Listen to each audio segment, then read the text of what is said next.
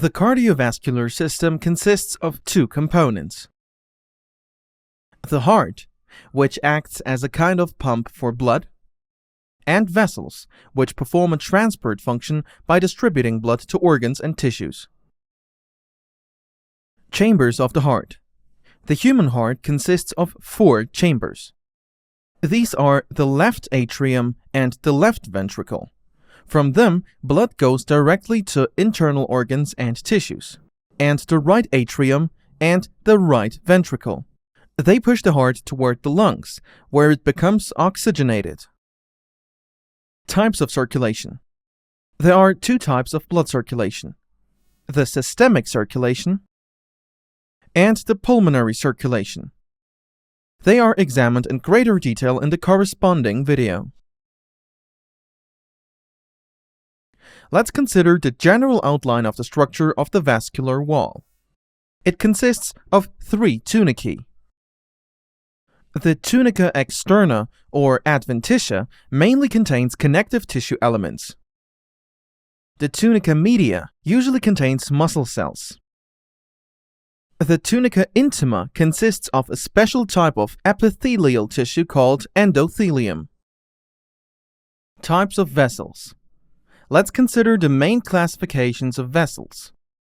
Based on their function, there are 3 types of vessels: arteries, which carry blood away from the heart; veins, which carry blood toward the heart; and capillaries, which communicate arteries and veins between each other, and are also a place where exchange of oxygen and nutrients between blood and tissue takes place.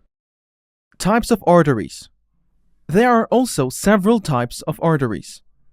Elastic arteries. These are mainly major vessels. They contain a large amount of elastic fibers which provide resistance to blood pressure on the walls of blood vessels. Mixed type arteries. These are arteries of a slightly smaller caliber than the previous ones. They contain approximately equal amounts of elastic and muscular elements. Muscular arteries. They constitute the majority of the arteries. Such arteries contain mainly muscle fibers and are involved in maintaining blood pressure. Types of veins. Veins are also divided into several types. Muscle-free veins, which virtually do not contain muscle elements in their wall. At the same time, the walls of such vessels do not collapse due to being located in the thickness of the organs. Muscular veins contain a different number of muscle elements in their wall, on the basis of which they are divided into veins with a high content of muscle elements. These veins have valves, except for some, and are located in the lower part of the trunk. Veins with an average content of muscle elements. Most of them lack valves and are located in the lower limbs.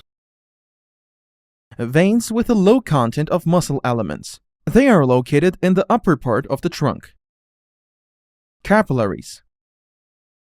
They are an integral part of the so-called microcirculatory bloodstream. This is the place where the arteries and veins communicate with each other.